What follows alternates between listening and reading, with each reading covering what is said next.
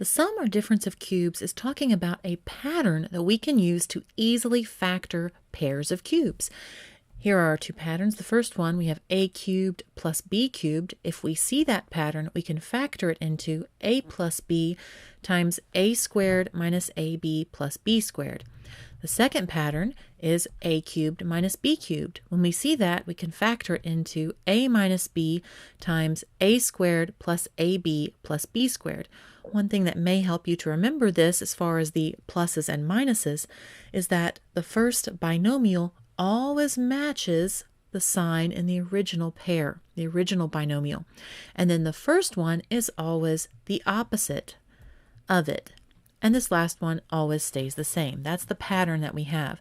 Here's how we can use it.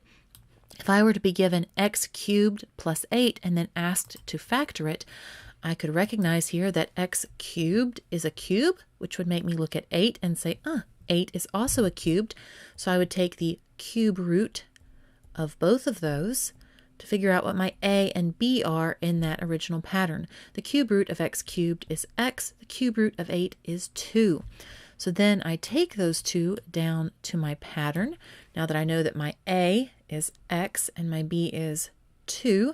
So first it needs to be a cubed, then b cubed, which that was confirmed. That's how we started. So to factor it now is my a plus my b times my a squared, x times x is x squared, minus 2 times my a times my b. 2 times x times 2 is 4x. And then plus is going to be that b squared. 2 squared is 4.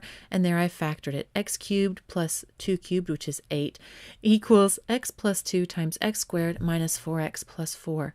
If you would like a more in-depth explanation as to why and how this works, along with full examples, please click on the long-form video linked in the description below. If you're interested in more math courses and test prep, head over to mathwithalyssa.com. And if you like this video, be sure to like, share, subscribe. You know the drill. Thank you so much for watching. Hope you have a great day. Bye.